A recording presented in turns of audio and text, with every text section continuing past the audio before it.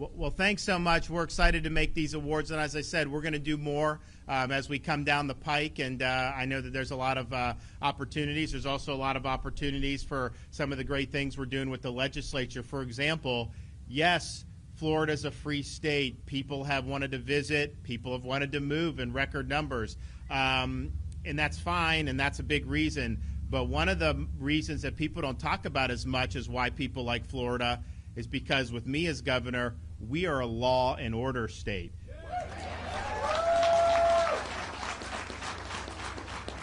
And so you see how poorly a lot of these law enforcement have been treated in other parts of the country, you know, whether it's Seattle or Chicago or New York, or you name it.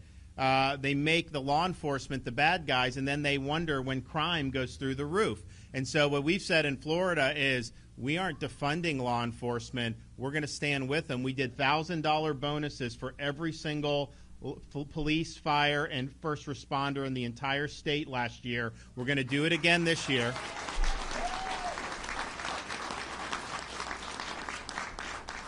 And we're also doing legislation that's moving through where we're telling people who are being mistreated in these other states, look, if you're qualified to fill a law enforcement position in Florida and you move from one of these bad jurisdictions here, we're going to give you a $5,000 signing bonus because we want to show you we got your back. But we also last year signed legislation that bans any local government from defunding law enforcement. We are not going to let our citizens be harmed by this. We also said there needs to be consequences for action. So you look at like Portland, they will go and they'll be rioting in the street, right? They'll get arrested. They bring them into the police station. They take their mugshot. They slap them on the wrist. They put them right back out, and then they do it all over again. So we said in Florida, if you are rioting, looting, if you're engaging in mob violence, you're not getting a slap on the wrist. You're getting the inside of a jail cell. We will hold you accountable.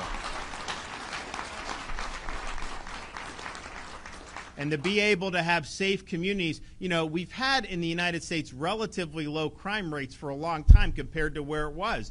And the reason why is because you actually had a commitment to making people serve their sentences, not putting repeat offenders back on the street. You supported law enforcement and what they were doing. If they're putting themselves at risk, you got to have their back.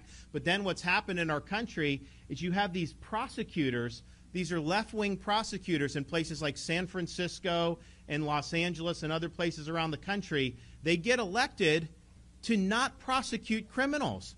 So you can walk into a retail store in San Francisco, and if you steal less than $1,000, they just let you go out and take all the merchandise. And so what that does is, one, it's terrible for the economy and the rule of law, but it breeds more criminal element. It creates more lawlessness in society. And the result is some of these communities are being hollowed out. Yes, COVID lockdowns did a lot, for sure. Yes, they have homeless everywhere in some of these places, but the crime is just totally out of control. So in Florida, any prosecutor that thinks they can disregard the law and not prosecute crimes, we're going to hold accountable, and we're not going to let it stand. I can guarantee you that.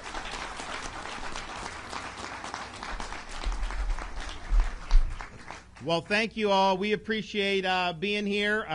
Madison, do you want me to get you something? What do you want? What do you want? Nothing? Get a little shy sometimes. You want it? What do you want? She wants a treat. Okay, so we got to figure that out. Thank you all. We appreciate it.